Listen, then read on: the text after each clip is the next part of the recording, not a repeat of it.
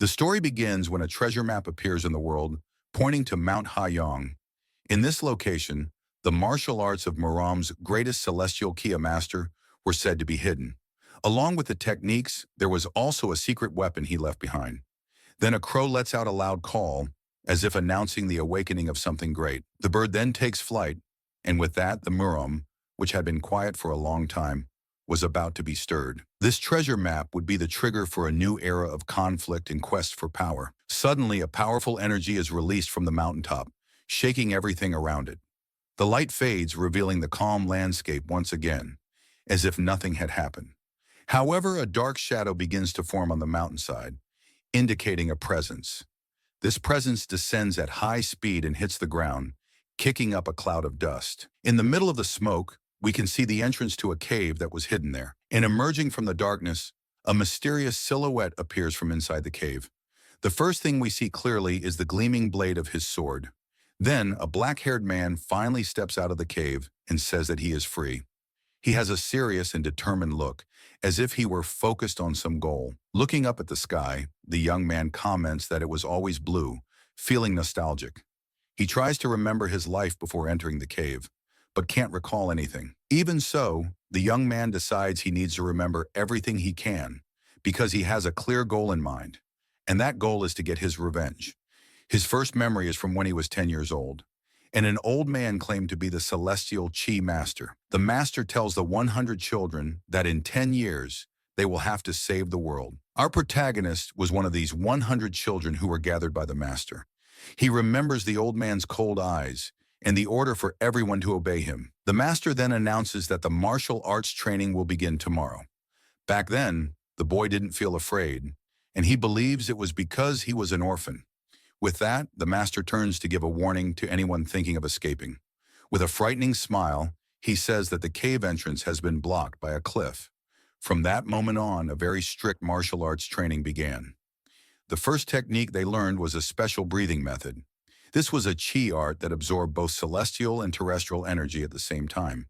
Next, they learned the three-power sword art and a movement method. About 3 years later, the master called them and said that his arts would lead to the realm of a martial god. For the next 7 years, each of them was to completely master the martial arts. He points to a door and orders everyone to enter to train and prevent a calamity. Then, the master tells them to train freely inside that door. And so, all the children obey and enter through the door without hesitation. At that moment, a bright light shines on our hero's face as he understands everything. It finally became clear to him why they had to endure that horrible place. And all of this was part of the plan of that old man with an evil smile on his face. The mist filling the cave was condensed Q, and the energy distorted space. Suddenly, from the total darkness, some strange and frightening creatures emerged. They were monsters with horns and red eyes that left the children terrified. Besides the creatures, there were also several skeletons and demonic beasts ready to attack. Next, a giant skeletal serpent lunges at the youths, unleashing a devastating attack. That day, it was as if the gates of the underworld had opened right in front of them. One of the boys then shouts for everyone to grab their swords and prepare to fight. Our protagonist wastes no time and charges at them with his sword. Every day in that place was a nightmare, and they needed to fight to survive. The forced training made everyone stronger and more skilled in combat. But even so, the fight for survival was brutal, and many did not make it. However, the martial arts the master taught were very powerful and effective. The techniques progressed much faster than when they trained in Misty Cave. But in the end, only our protagonist managed to get out of that nightmare alive. Before passing on, a friend asks Ha Yong-woo to survive at all costs. The young man then reveals that his full name is actually Din Ha Yong-woo. After escaping that place, he goes to a bustling city full of people. Several people are walking towards a large building in the city center. Inside a tavern, several customers are eating and drinking peacefully at their tables. At that moment, Ha Yong-woo enters the place and observes the surroundings with a serious gaze. Then a beautiful woman named Jo Se-leon, daughter of the Jo clan chief, appears on the scene. With that, the young woman's gaze focuses in one direction, and she seems to have noticed something unusual. One of the men beside her draws attention to the protagonist, who has sat down alone. Everyone notices that the young man is carrying a sword without a sheath, which was quite strange. The girl's brother, named Jo-in, comments that the sword seems to be of excellent quality. Meanwhile, a plate of noodles is served to our hero, who had ordered a meal. The swordsman stares at the food and wonders how long it's been since he's seen something like it. He then picks up some noodles with his chopsticks, preparing to finally eat. The food melts in his mouth, and the young man's expression shows how much he enjoyed the flavor. Seeing the scene, other customers get a craving and also order a bowl of noodles. The young Leon becomes thoughtful and can't take her eyes off the mysterious man. She wonders why she is so bothered by the presence of that stranger. The waiter then asks if he enjoyed the food, and the young man confirms that it was delicious. At this, the attendant gets a little confused by the customer's intense reaction. Then he holds out his hand and says the bill is 5 pun, awaiting payment. The protagonist seems to have forgotten something very important, and he says the word money. After years in isolation, he had completely forgotten how the world worked. He finally remembers that in the normal world, you have to pay for the things you consume. Seeing the delay, the waiter gets nervous and says that if he ate, he needs to pay for the food. The swordsman then calmly replies that he doesn't have any money with him at the moment. The attendant sighs and demands that the young man hand over his sword as payment. With a firm gaze, the protagonist refuses to give his weapon to the attendant. He then explains that the sword was exchanged for the life of his last friend. The waiter becomes furious and accuses the young man of planning to eat for free from the start. At this, the commotion draws the attention of the other customers, who stand up to intimidate him. Suddenly, the girl's brother shouts her name, startled by the actions she took. The young woman then holds out a money pouch and asks them to stop bothering the man. With a gentle smile, she offers to pay the stranger's bill and resolve the situation. The attendant is surprised by the noble lady's action and recognizes her immediately. Then the girl approaches and the two exchange a silent glance in the middle of the tavern. The young man wonders why she is paying for him and what he should say in this situation. Looking closely, she notices his eyes are like those of a child seeing the world for the first time. The swordsman remains silent, not knowing how to react to the young woman's kind gesture. Without a word, the protagonist simply turns and starts walking toward the exit. The young woman is confused because she was sure he was about to say something. The man then leaves the establishment, leaving the attendant and the other customers completely bewildered. Everyone is surprised that the young man simply left without even looking back. The waiter is indignant because he didn't even say thank you for the help he received. Her brother calls him ungrateful and comments that he really didn't have any money.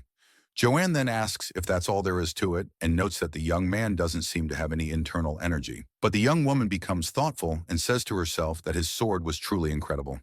In that instant, the young woman has a sudden realization about the mysterious man's sword. She comments that the weapon was clearly a renowned blade, but carrying it without a sheath could cause him trouble. So the young woman decides she will follow him, as he definitely needs a sheath for his sword. Once outside, the protagonist reflects on the action of the girl who paid for his meal. With a faint smile, he regrets not having thanked her for the kind gesture. Meanwhile, the scene takes us to a place called the Drunken Clouds Pavilion. Inside, several warriors from the Miram Alliance are gathered and talking among themselves. Someone comments that the Alliance's influence is truly remarkable in the region. Zhao Liang, who is also at the location, observes that the city of Changsha is full of their warriors. Her brother agrees, saying he never imagined the Alliance leader himself would make a move. An older man named Sima Kill explains this is due to the demonic cult and the Green Forest. Because for such a large force to move like this, it can only be because of a legendary reputation, and that reputation belonged to Qiangjia, the greatest eccentric in Muram's history. They say he had extraordinary talent and profound knowledge of celestial arts. This figure was an imposing and mysterious master whose power was difficult to comprehend. Qiangjia created a technique called the Lightning Shadow Blade that shook the world. His technique used a unique method involving complex mechanical formations. He then passed on his arts to a wanderer, and in 3 years, turned him into an absolute master. However, the warrior became a public enemy and met a tragic end, which made Qiangjia disappear. Now, the Zhou mansion has found the map with his techniques, and that's why all of Muram is after it. Her brother then says that since they are here at the Lord's request, nothing should happen, but they need to be cautious. Meanwhile, the young woman thinks that in this world, the most unexpected things can happen. At that moment, her brother asks if she is going to follow the wanderer and says he is against the idea. He argues that the man has nothing to do with her and is a rude person with no basic manners. The young woman tries to protest and defend her decision to help the mysterious swordsman. Sima Kill agrees with the young man saying it's dangerous to go out alone now because the alliance leader will be arriving. With her head lowered, the girl remains silent, seeming disappointed by the prohibition. She then agrees to follow their wishes while the protagonist walks through the streets. Passing by a stall, he watches two people negotiating the price of a product. In another corner, a man plays a flute for a family who applauds him joyfully. The swordsman observes the peaceful scene and feels touched by the tranquility of the moment. Next, he sees a mother buying a gift for her son at a toy stall. The boy thanks his mother with a big smile and a look of pure happiness. This scene makes the protagonist look up at the sky and get lost in his past memories. He remembers his friend Akasi, Jai, telling them to run away and do everything they never could. The friend then asks Ha-young Woo to promise him one more thing before they leave. Akasi asks him to visit his home and tell his father about everything that happened. The protagonist replies that his friend himself should get out of there and tell his father everything. With a smile, the young man agrees and says he will tell his father himself when he gets out. Then with a serious look, the friend asks Ha-young Woo to survive at all costs. The protagonist then agrees with his friend, and they both prepare to survive another day. But in a moment of distraction, something terrible happens to Akasi. Jai during the battle. Seeing a monster behind him, the friend desperately shouts for Ha-young Woo to be careful. With a tear in his eye, the swordsman turns and notices the danger, too late to react. Then the sound of something being pierced echoes through the cave, and everything turns red for an instant. The friend threw himself in front of the attack and ended up taking the decisive blow in his place. Desperate, the protagonist asks why he saved him and sacrificed himself that way. He asks his companion to get up, reminding him they promised to visit his father together. In his final words, the young man says he was the strongest and asks him to survive and tell his father. The friend then apologizes, and his body begins to dissolve into a bright light. And so, our hero's freedom was bought with the lives of 99 friends. Looking at the moon, he acknowledges that he owes a great debt to all those who are gone.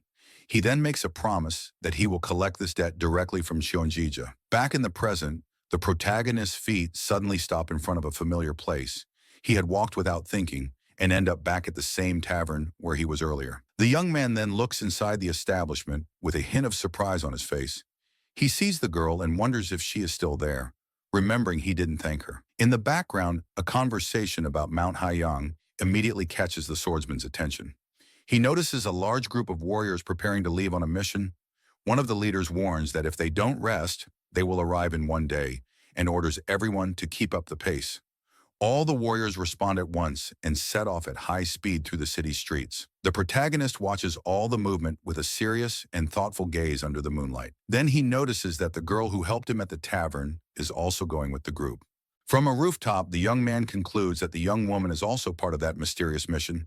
With that, he leaps from the roof and wonders where they are going in such a hurry. Under the starry sky, the night runs its course as the warriors advance toward their destination. The Murim Alliance group then pauses to rest at the entrance to Mount Haiyang. Hidden, the swordsman wonders if they are heading to the same place he just left. He deduces that their destination is the cave and tries to understand what they are looking for there. Two men are talking, and one of them is worried about the demonic cult's movements. But the Alliance's strategist, named Jigard Yongcheon, tells the leader not to worry so much. The leader, Doko Woon, replies that perhaps his intuition is failing due to his age. Meanwhile, the young Salian looks tired, and a young man approaches her with a smile. Vice Captain Paiyang Cheol Jung suggests she rest and offers to speak with the leader. She refuses the help and asks him to leave her alone while her brother watches the scene. Suddenly, a group of muscular men with intimidating appearances emerges from the darkness. With an evil smile, their leader says he has finally found the Murim Alliance. This man is Seo Hail-gui, the chief of the Green Forest's Small Peak Fortress. The Alliance leader wastes no time and orders everyone to prepare for combat. The strategist then warns that members of the demonic cult seem to have joined the enemy. The Alliance leader recognizes that the enemy is a formidable and very dangerous master. With that, the villain shouts if they want a taste of battle and charges forward. The fortress chief advances with a powerful kick and knocks down one of the Alliance warriors. He moves with agility and faces several opponents at once without difficulty. With another precise blow, the enemy sends another warrior flying with a forceful kick. The battle becomes intense, and the Alliance members quickly start to take heavy losses. The enemy's power is devastating, and many warriors fall one after another in combat. At that moment, someone prepares to enter the fray and put an end to the mess. The villain then says he's already taken care of the small fray and now wants the main course. The alliance leader then springs into action and begins to fight bravely against the enemies. Another enemy with an evil smile shouts the leader's name and challenges him to a duel. Then the two leaders face off in an epic battle in the middle of the dark forest. Their swords clash forcefully, creating sparks and showing the power of both. Meanwhile, the other members of the Green Forest are overpowering the Alliance warriors. The leader realizes their disadvantage and complains that they are outnumbered in the battle. The villain mocks the situation, saying that Chongeja's secret weapon belongs to them. Hidden, our protagonist hears the name Chongeja, and his expression changes completely. Determined to intervene, he leaps into action, sword in hand, ready to fight. He then uses his sword to break a large rock that was on the ground near him. With a quick movement, the swordsman hurls the piece of rock toward the villains. The swordsman advances into the middle of the battle with his powerful and surprising attack. The rock hits the villain squarely, catching him by surprise in the middle of combat. With a leap, the protagonist lands in the midst of the enemies and sends them flying. He then spins his sword and creates a whirlwind of energy that strikes everyone around. The Alliance warriors are shocked by the stranger's appearance and power. The leader and the young Salian look at the young man, not understanding what is happening. The other Alliance members are also surprised by the man's strength. With a cold gaze, the protagonist then asks aloud where Chongeja is. The Alliance leader wonders where he came from, as he didn't sense his presence before. The leader thanks him for his help, but reveals that Chongeja passed away 10 years ago. Upon hearing the news, the swordsman is shocked and can't believe what he's heard. He wonders if the celestial Q master is truly no longer in this world. With this, the young man remembers he still hasn't collected the debt for his friends' lives.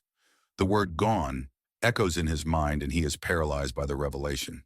A green and dark aura suddenly begins to emanate from the protagonist's body. The Alliance warriors feel the energy and are confused about what is happening. The aura of the Kai Void flows from Dan Hong, Wu's body without him realizing it. The aura flowing from the young man's body plunges the Alliance warriors into a sensation of loss. He thinks that he endured that awful place only to find out his target for revenge is gone. He remembers the promise he made to his friends to tell their families what happened.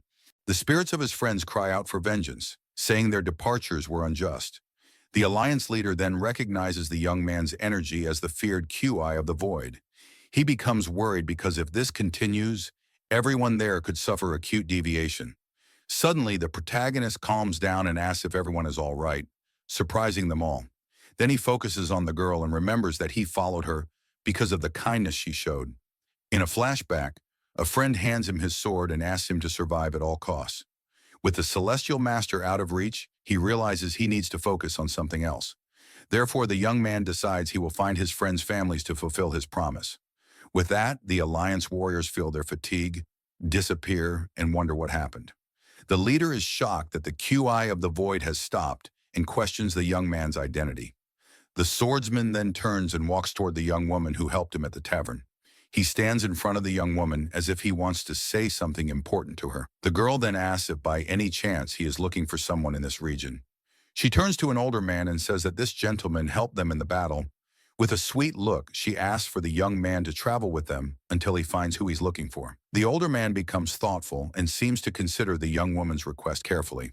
He thinks it's hard to refuse their savior, but fears the Alliance leader's reaction. The Alliance leader also becomes thoughtful and analyzes the situation with a serious gaze. He concludes that the young man is dangerous because he took out 2 sects with a single blow. Having lost many men, the leader decides it's better to keep him close. With a confident smile, the Alliance leader approves the idea of taking the young man along.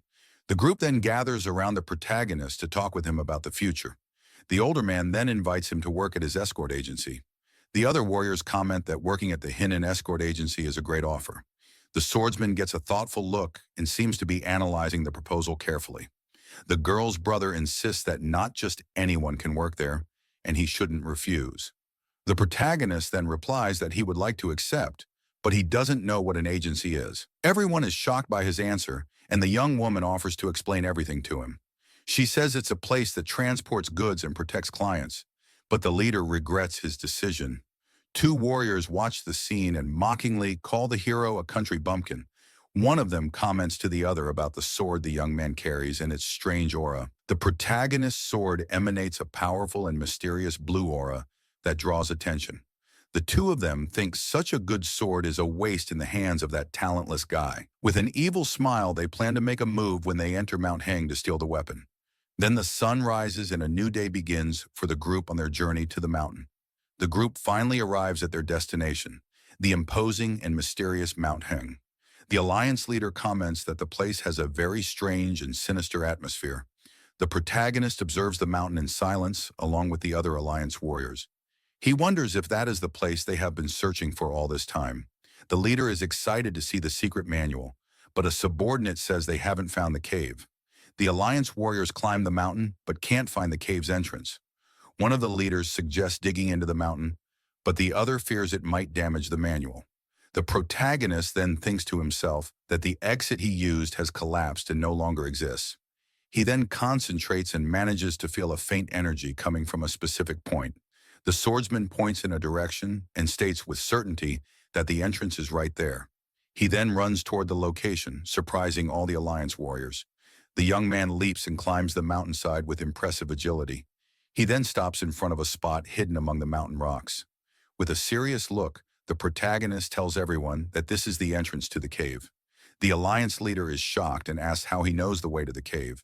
The swordsman then reveals that he knows the way because that place was where he used to live. The young Cillian is surprised by the revelation and looks at him with an air of astonishment. The two mocking warriors conclude that he lived like a wild man in the mountains. The Alliance leader then gives the orders for the search and divides the exploration teams. All the warriors respond at once and prepare to enter the cave. The leader and the strategist thank the protagonist for his help and for showing the way. The young man then warns that they won't find anything of value inside that cave. He says the only thing that exists in there is something very dark and dangerous. With a melancholic gaze, he reveals that the cave is filled with memories of departure. The cave entrance emanates a dark and sinister aura, as if it were a portal to the void. The Alliance leader touches the young man's shoulder and asks him not to get any more involved in this. He then shouts for everyone to go, and they enter the cave while the hero watches everything. Alone outside, the swordsman stands in silence, observing the landscape with a distant gaze. Suddenly, the young Cialian approaches him carefully, stepping on a rock. With curiosity, she asks if the mysterious young man really lived in that place. The protagonist just nods his head in a gesture of confirmation without saying a word. At that moment, a warrior pulls the girl away from him with a certain aggressiveness. With an irritated look, our hero observes the man's rude behavior. The warrior then says there's no guarantee the young man isn't a spy from the Green Forest. The young woman defends him, but the man suggests that the previous fight could have been just an act. With an evil smile, he says that if the young man is innocent, he should hand over his sword to them. The warrior's gaze focuses on the weapon, and he realizes it's more than it appears to be.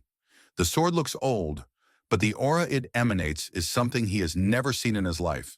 The protagonist grips his weapon and asks if they are ordering him to hand it over. The warrior smiles arrogantly and tells the young man to hand over the sword if he got the message. Cialian looks worried as the hero explains that the sword was entrusted to him by a friend. With a firm gaze, he declares that he will not give his weapon to anyone. The two warriors then head up the mountainside and surround the protagonist to intimidate him. But with a calm look, the swordsman doesn't seem the least bit worried by their threat. The man then gives an arrogant smirk and gets ready to attack the young man and steal his weapon. Worried about the situation, the young Cialian is held back by her brother, who stops her from interfering. The two warriors then slowly approach the protagonist with looks of pure malice. The hero closes his eyes for a moment and calmly and precisely analyzes the situation. With a focused gaze, he opens his eyes and prepares for the two men's imminent attack. Then one of the warriors advances from the front, while the other goes from behind to corner him. The two plan to attack at the same time and catch the young man by surprise with a double attack. The swordsman then decides that his best defense is to dodge the first blow and counterattack. With a swift movement, he ducks down and prepares to strike them both at once. The protagonist's gaze fills with determination as he executes his plan perfectly. The two warriors are surprised by the young man's speed and can't react in time. They try the same attack again, but the swordsman is already one step ahead of them. The two men's plan fails miserably, leaving them exposed to the hero's counterattack. The warrior then yells at him to hand over the sword if he doesn't want to get seriously hurt by the two of them. With a quick motion, the protagonist places his hand on the hilt of his sword and prepares to fight. His eyes glow with a purple energy, and a powerful aura begins to emanate from his body. Suddenly, a powerful voice yells for them to stop and asks what they think they're doing. Startled, the warrior recognizes the voice and stammers the title of Alliance Leader. The Alliance Leader then emerges from the cave with his men, wearing a grim expression. The strategist approaches and asks if they manage to find anything inside. The other warriors are confused and wonder about Chenji's sword, called Secret Weapon. In an irritated tone, the leader shouts that their work there is done and that everyone will retreat. The warriors obey immediately and begin to descend the mountain to leave the area. The two men who attacked the hero glare at him and say he got very lucky this time. The young Cillian then approaches the young man and worriedly asks if he's okay. With a distant look, he replies that he's not sure what she means by being okay. The young woman is relieved and says she was worried about what could have happened to him. She then realizes they don't know each other's names and introduces herself as Jo Cillian. With a faint smile, the swordsman replies that his name is Dan Hai On Woo. The girl looks at him with a gentle gaze and says his name is very beautiful and has a nice sound. He then turns and says that they also need to get ready to head back to the city. And so, the Murim Alliance's journey to find the secret weapon came to an unsuccessful end. The scene then shifts to a large city in the Hubei region called Wuhan. On the streets, a man comments that the Murim Alliance found the weapon and will now take over the world. Other people wonder what the weapon could be, but no one knows because the Alliance is keeping it a secret. With that, numerous rumors about the Murim Alliance began to spread throughout the region. Inside the Alliance headquarters, someone slams their hand on the table with great force, showing their frustration. The leader then complains that even though they're telling the truth, nobody believes there was no weapon. One of the Alliance elders then says that the rumors have spread all over the Hubei region. The leader responds with a serious look that the only things inside the cave were quite different. He then points to a wooden box and a letter that seemed to have been left by Qianjiji. In a flashback, we see the leader and his strategist finding the box inside the dark cave. On the cave floor, the wooden box was on top of a scroll with strange writing. Back at the meeting, one of the elders reads the letter and wonders what the text could mean. With a confused expression, he then reads the term Blue Demon Child and is intrigued. The letter explained that this person was trying to throw the entire martial world into pure chaos. Because of this, the Celestial Chu Master created 100 powerful warriors to prevent this great calamity, and to control these 100 masters, it would be necessary to use the yin-yang drum that was in the box. With a confident smile, the master says that the Blood Demon Child will never get what they desire.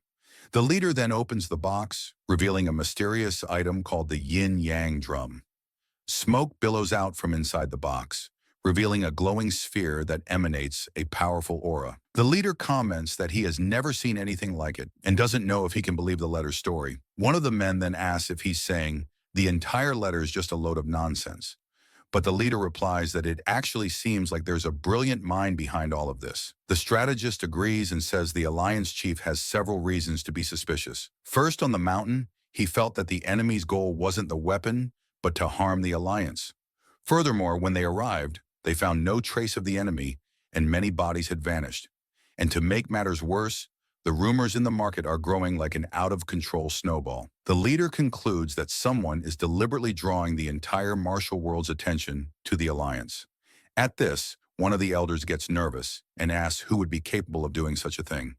The strategist then suggests that the first suspect should be the head of the Zhou family who brought the map. A man argues that Zhou Ilhain wouldn't do that, but the strategist seems to have another idea. The leader then says there might be a spy in the Zhou family and they need to send someone to monitor them.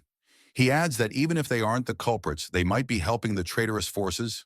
The scene then focuses on the mysterious yin-yang drum that was inside the wooden box. Next, the story takes us to the Zhou family estate, where someone announces the director's return. The older man then approaches and asks if they managed to return safely from the mission. Our hero looks at the enormous house and realizes that this place is home to the girl who helped him. The elder turns and says that he now needs to see the family head to give his report. He then decides that he should first take the young swordsman to the escort agency. Meanwhile, the protagonist observes everything around him until he sees someone. The young Celian approaches him and apologizes for not being able to get him a sheath on the way. The young man then thinks that people from the outside world have a strange obsession with sheaths. He explains that it doesn't matter how good the sheath is, because it wouldn't be able to withstand his sword's energy. The weapon then emanates a powerful cutting aura, proving that he was telling the truth. The swordsman concludes that, as expected, he really doesn't need a sheath for his blade. The girl gets embarrassed and apologizes for offering to make a sheath for him for no reason. The protagonist just looks to the side, says he's sorry for everything that happened. In a flashback, his friend says he's sorry before finally departing from that world. With that, the swordsman wonders why his friend apologized, since he was the one passing away. He then questions what exactly his friend was apologizing for in that final moment. Then, with a serious look, he asks the young woman to never apologize to him like that again. The young woman is surprised by the sudden request and the intensity of the mysterious man's words. Suddenly, the older man calls out to him and asks him to come with him to the agency immediately. The protagonist then turns and gets ready to follow the director, who called him for the new job. The girl is left wondering if she might have done something wrong. They arrive at a place called the Hanum Escort Agency under the city's night sky. The director then explains that a porter is the name they give to the workers at the agency. Inside the place, we see several men carrying heavy boxes back and forth without stopping. The elder then calls a man named Yong Chil and says he brought the new porter for him. A muscular, sweaty man turns around and asks with a mocking tone if he's a rookie. With a confident smile, Yong Chil tells the director to leave the rookie with him for training. The director seems a little worried and comments that the new friend is a bit rude and hot-headed. The older man then turns to the protagonist and tells him to learn things well around there. With a nod, the director says goodbye and asks the young man to do his best at his new job. Yong Chil then says there are no exceptions, not even for a rookie brought by the director himself. With a wicked smile, he says that if a rookie is there, he needs to be taught a few lessons. The swordsman then calmly replies that his name is Dan Hyung-woo, unfazed by the threat.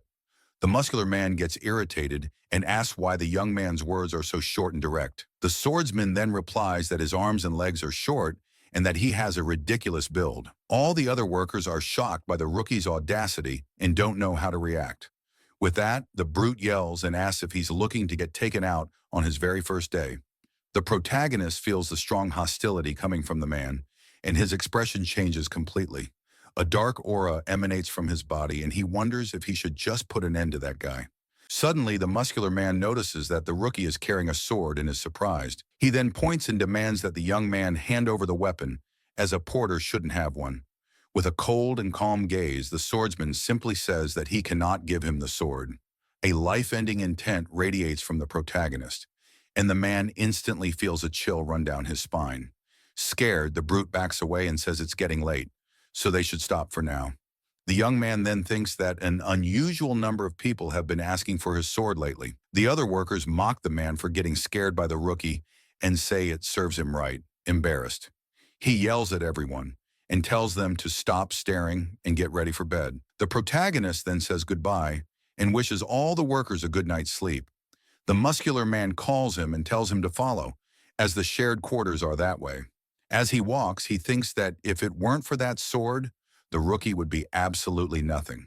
With a hateful glare, he vows to get revenge for the humiliation he just endured in front of everyone. Later that night, all the workers are sleeping peacefully in their quarters, but the muscular man sits up in his bed and seems to be plotting something against our hero. The muscular man then gets out of his bed and starts walking silently across the room. He looks for the rookie and says to himself that he must be sleeping around there somewhere.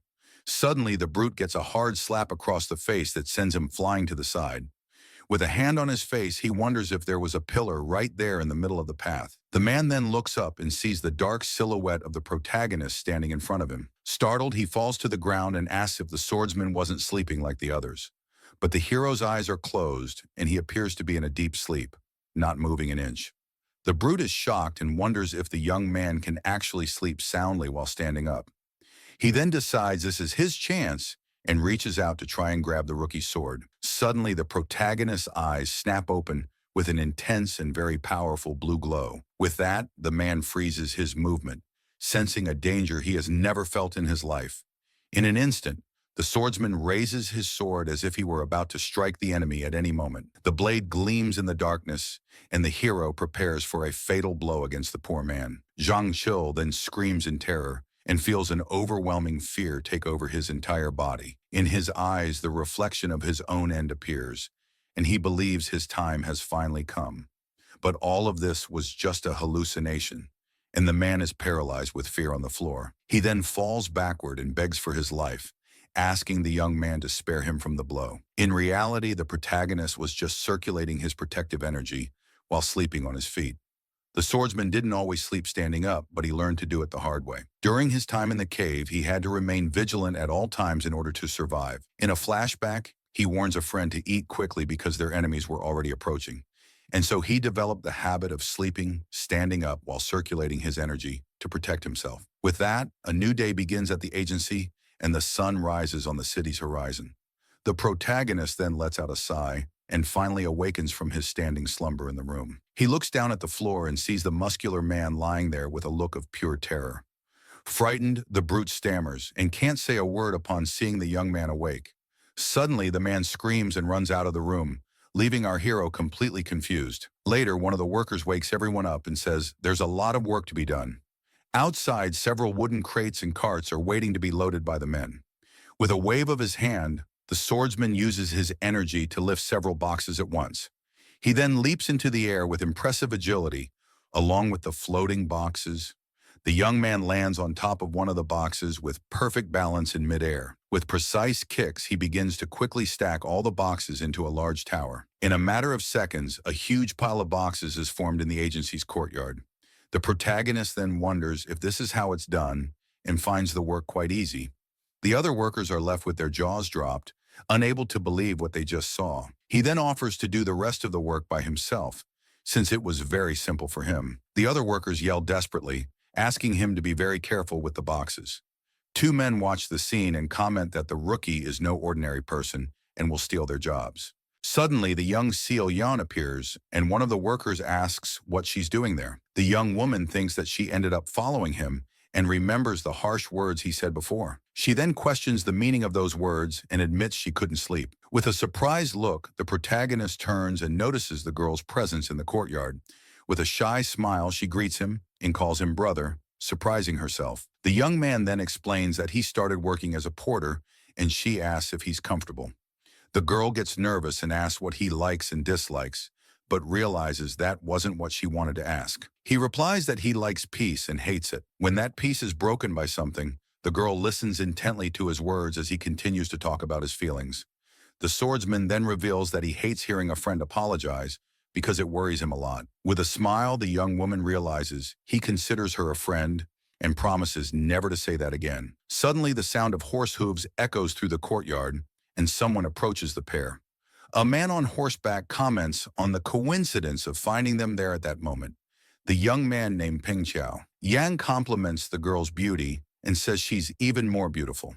Surprised, the girl asks what he's doing there, since he should be busy with other matters. The young man then explains that he came on another, more an alliance mission to support the agency. And just like that, our hero's desire for peace is once again shattered by the world's conflicts. The martial world is then thrown into a whirlwind of blood and great turmoil. In a dark place, a man reports that the entire 30-person unit has been eliminated. The survivor apologizes and says he couldn't find out who was responsible for the attack. A man in the shadows listens to the report and becomes furious, as the unit was very powerful. A hand releases a sinister, reddish energy, showing the power of the story's great villain. With that, several men are thrown into the air by the force of that dark and very powerful aura. The attack is brutal, and the warriors have no chance of defending themselves against such great power. The survivor then reveals that they were all defeated by a single mysterious person. With a wicked smile, the villain says that Chanjia created 100 monsters, and he wants to test them now. The scene then takes us to a dark fortress in the middle of the mountains under a purple sky. Inside, one of the men holds a wounded comrade after the enemy's surprise attack. The leader then orders them to investigate everyone who accompanied the Miram Alliance on the mountain. With a furious look, he vows to find out who was responsible for all of it. The scene returns to the agency, where a beautiful sunny day is beginning for the workers. The young Cao Yan observes the courtyard with a thoughtful and slightly worried expression. The young man named Peng Yao Yang compliments her, saying she is truly a rare beauty to behold. But suddenly his gaze shifts, and he focuses his attention on something else in the agency's courtyard. He then wonders why that strange guy is next to the beautiful young lady again. In a mocking tone, he says it's absurd for a porter to walk around with a sword, then warns the young man not to get involved, as his unit represents the alliance. The young man is shocked to hear the girl call him brother and doesn't like it one bit. The girl beside him, named Peng Mai Ryong, explains that they came because of her. At that moment, a man approaches our hero and asks if he is Dan Haiyong Wu. The swordsman confirms his name, while the young woman beside him seems worried about the situation. The man named Haiyong Pao introduces himself and says he came to train the new porter for the mission. The young woman is surprised as he barely started working and is already being sent on a mission. The young man explains that the job of a porter involves participating in important escort missions. The protagonist says he doesn't know what an escort mission is, but that he can't hand over his sword. With a smile, the man asks him to follow him and comments that the rookie is quite informal. The vice leader mocks the young man and asks what he will do if he happens to get fired.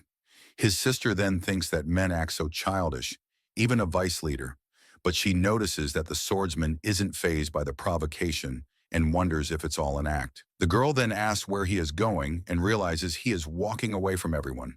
The vice leader mocks him once more and says he's leaving because he got offended. The young woman is confused by his attitude, but he replies that he's just following orders.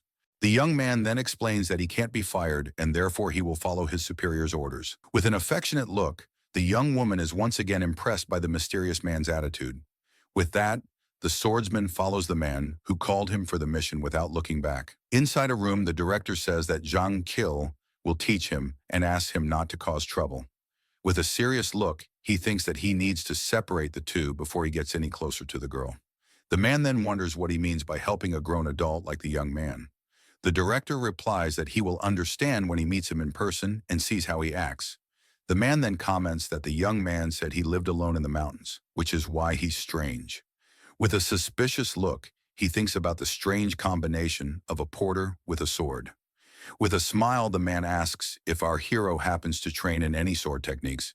The protagonist then replies with a serious look that he trains in the Three Powers sword technique. At this, the man scoffs and says he's just a beginner who dreams of becoming an escort warrior. With his sword in hand, he shows his combat stance with a look of pure arrogance. The swordsman then observes the scene with a disdainful look and doesn't seem impressed at all. The warrior then challenges him and asks him to show his skills with the sword technique. With a cold gaze, the protagonist asks if he means that he wants to be eliminated. The man is shocked by the response and says he just wants to measure their skills in a duel. Our hero then asks if he really wants to measure the skills between the two of them there. With a confident look, he then replies that he is definitely the stronger of the two. The warrior is shocked and can't believe the rookie's audacity and confidence. He then yells that someone who just picked up a sword can't compare to him. The swordsman says his confidence is good and that he will show him how to become stronger. He then makes a gesture with his hand, beckoning the warrior to fight with a challenging look. With that, the young man wonders if he needs to adjust his strength a bit so as not to overdo it. The man is confused and doesn't understand what he's doing with his hands at that moment. The protagonist then explains that this is the first time he won't be eliminating someone, so he needs to calculate. With his arms open, he prepares for combat with a serious and highly focused look. He then says he's got it and can now avoid eliminating his opponent during their fight. The man finally understands what the director meant and becomes fearful of what's to come. With a smirk, the warrior charges towards the protagonist with his sword in hand. He advances with a quick and precise attack, but our hero doesn't seem worried at all. With a calm gaze, the swordsman observes his opponent's attack and prepares for the counterattack. The man then leaps and delivers a powerful downward strike with all his strength. With a wicked smile, the protagonist decides that in order not to eliminate him, he must strike in front of his eyes. He then dodges the attack with a swift movement and prepares his own precise blow. A blue electric aura begins to emanate from our sword in an impressive display. Suddenly, a powerful beam of energy is fired from the blade toward the opponent. The warrior screams in pain, and his sword is sent flying away by the force of the surprise attack.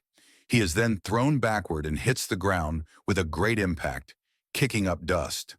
The man hits the ground hard and is left stunned after the rookie's devastating blow. Lying on the ground, he thinks that wasn't the three powers sword technique he knew. With blurry vision, he looks up and can't believe what just happened. The protagonist then approaches and asks, with a mocking tone, if it hurt a lot. The man then asks what kind of martial art that was, as he had never seen it before. The young man replies that it was literally the three powers sword technique he mentioned. With a serious look, he reveals that the technique resembles the three powers, but at the same time, it doesn't.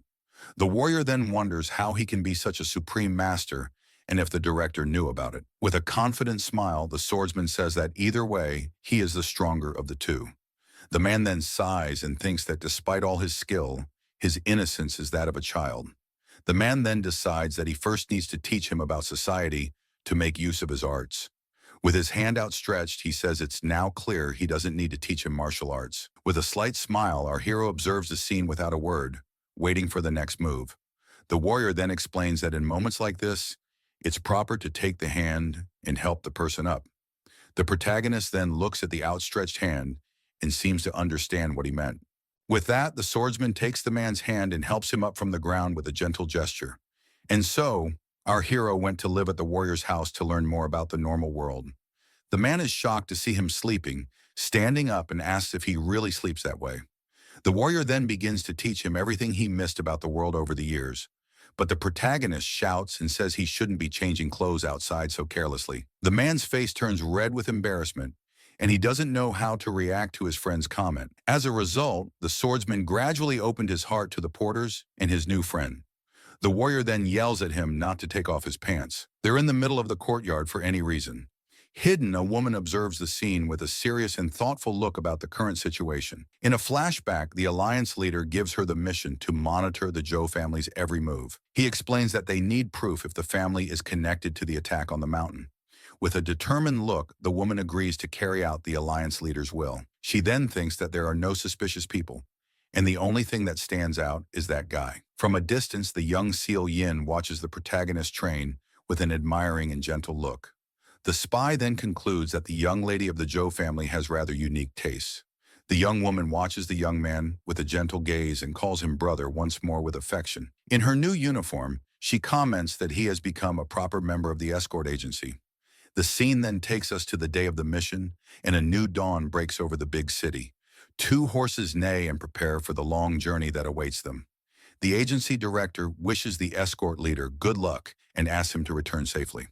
The leader, named Mai Yuk, replies that he will complete the mission in the name of the escort agency. With a shout, he tells everyone to be on alert as the escort mission is about to depart.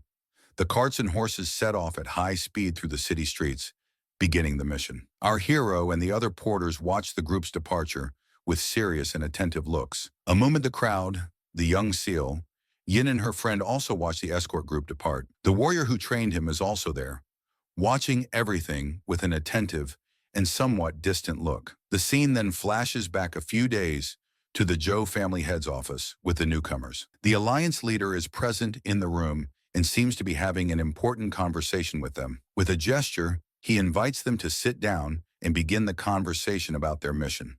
The family head asks if he is the Blade Dragon, one of the unit's twin dragons. The Alliance leader then asks if the other young man is the Sword Dragon, completing the pair. With a smile, the young man introduces himself as Namgung Jin and thanks the chief for the compliment. The young woman then introduces herself as the Blade Dragon's younger sister, and her name is Pang Mai Ryong. The family head then comments that the Pang family is the greatest martial family in Hebei. With a mischievous look, he thinks that she is lovely and could form a good connection with his son. The chief then says he hopes the young people get along well and share their martial wisdom. The siblings thank the chief for his hospitality and say they are the ones who should be grateful for the welcome. The young man's sister then gives a discreet smile as she attentively watches the conversation between the two. But their real mission was to investigate the Zhou family and their connection to the attack on the mountain. The young woman then mocks her brother because, despite the mission, he seems quite distracted by other things. She comments that he only pays attention to the young lady of the Zhou family who is training in the courtyard. The young Sol Yon trains with a serious and determined look, showing her skill with the sword. The spy then notices that the lady isn't looking at her brother, but at a simple porter. Her brother responds with disdain, saying there's nothing to worry about with some random guy. He heard that the young man left on a months-long mission, which will give him time to win her over. Meanwhile, at the escort agency, the porters prepare for their last meal together. They are about to eat their final meal before departing on the long escort mission. Our hero is completely focused on the food right in front of him, ready to eat. With his chopsticks, he brings the piece of meat to his mouth. Preparing to savor the meal, the taste of the food leaves him with an expression of pure happiness and satisfaction on his face. For him, cupped food was the most exciting moment since he came out to the outside world. His friend then comments that he eats as if he's performing some kind of sacred ritual. He then says that the mission's destination is Sichuan, the home of one of the greatest families in the martial world. The friend reveals that the client for the escort mission is the powerful Tang family of Sichuan. The man leading the group is Tang Hoguan, an elder of the famous Tang family of Sichuan. Another man named Tang Chil, also a member of the Tang family, is introduced. The friend then continues to explain more details of the mission to the attentive swordsman. He says that the Tang family sent their own warriors for the escort mission. With this, the friend wonders just how precious the items they are transporting must be. But the protagonist remains focused on his food, not caring about the mission's details. Suddenly, a butterfly lands on the elder's hat, and he comments on a pleasant fragrance. With a gesture, he says the insect is annoying and prepares to do something about it. With a snap of his fingers, a powerful energy destroys the butterfly in midair in an instant. He then looks around suspiciously, as if he noticed something strange. The other Tang family member asks the elder if something happened. The elder replies that he sensed an unusual aura coming from one of the agency's porters.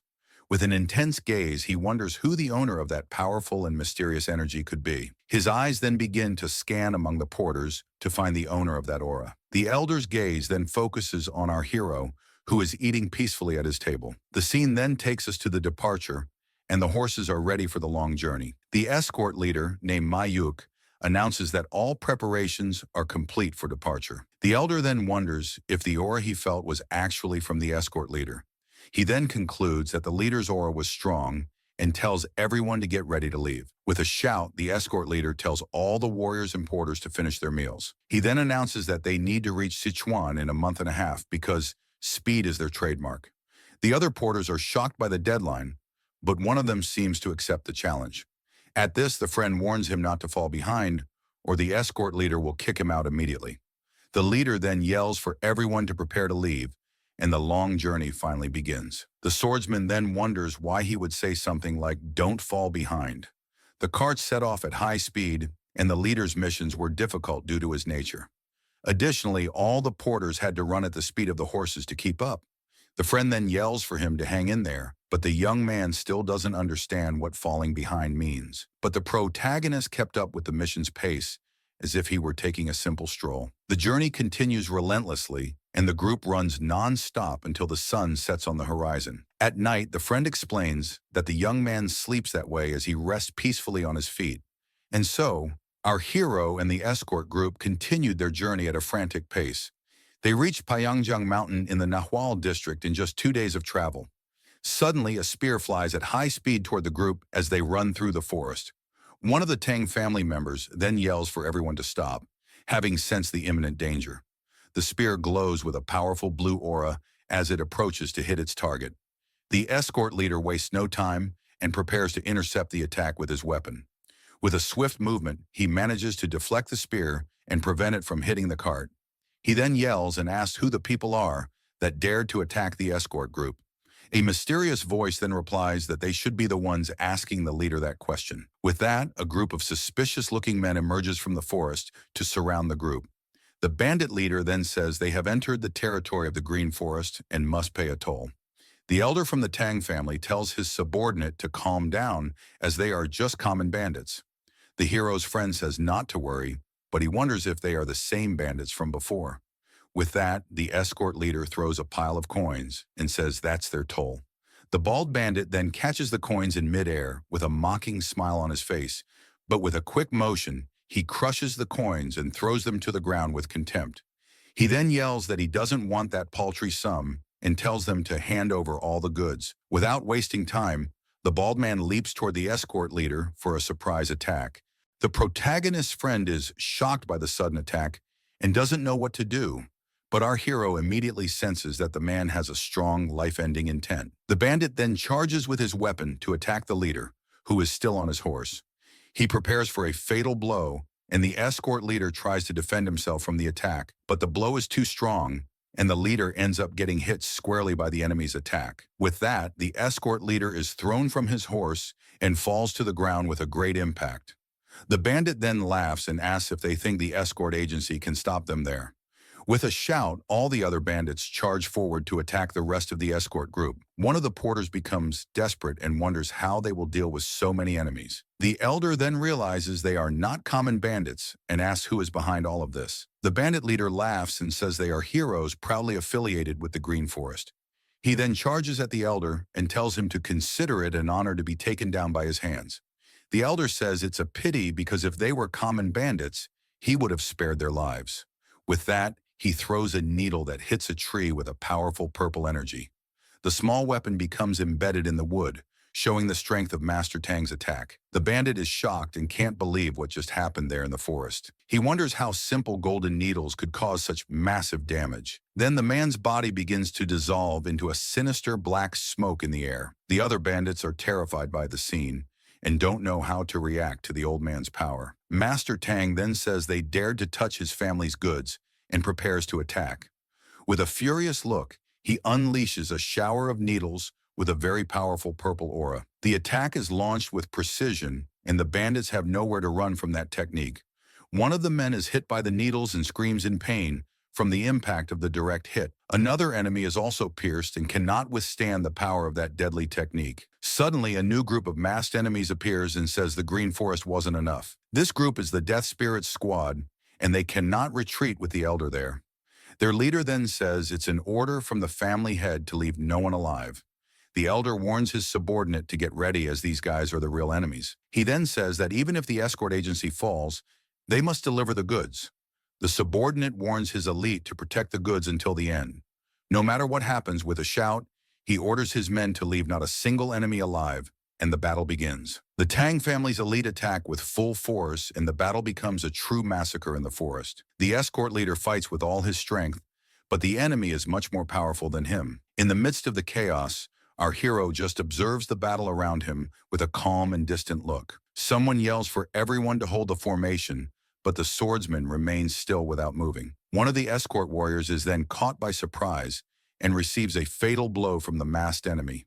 The leader realizes they are no match for these masters and that the Tang family won't help them. At that, the protagonist's friend is hit by a blow and is shocked by the surprise attack. Seeing this, the swordsman's expression finally changes, and he seems to have reacted to the one of the enemies, then prepares to deliver the final blow to the young man who is wounded and defenseless. The protagonist then remembers when his friend offered him some of his food during the meal. With that, a blue aura emanates from his sword, and he finally decides to enter the battle to fight. With this, he unleashes a devastating electric attack to protect his friend from enemies. The opponent who attacked him is completely disintegrated by the powerful energy discharge. Seeing the scene, the companion is shocked because he did not expect such a great display of power. The other enemies wonder what that explosion was, and if lightning had just struck there. Then the friend recognizes the technique and says that was Haiyang, Wu's heavenly thunder. With that, he desperately asks the boy to save his other companions as well. But the protagonist coldly replies that he saved him only because it was him and no one else. The friend then pleads and asks why, since everyone there is his teammate. Meanwhile, the other porters continue to be eliminated by the masked enemies. One of them even begs for his life, saying that they are just chargers with no internal power. The swordsman then says that he doesn't understand what the word companion truly means, but since it was his friend's request, he decides that he will save everyone else for him. With a determined look, he advances at high speed across the battlefield. He moves so fast that the enemies don't even notice and are caught off guard one by one. The hero grabs another enemy by the neck without giving him the slightest chance to react to the attack. In the blink of an eye, he passes through several enemies, defeating them with extreme ease. An enemy mocks the old man but is surprised by our hero's quick movement. Master Tang is startled and wonders what just passed him by so quickly. Only the old man can vaguely perceive the boy's movement amidst the confusion. With a calm look, the protagonist stops and asks if what he has done is enough. With his electrical power, he finishes off all remaining enemies in a single instant. The protagonist then turns around with a calm look, as if nothing had happened there.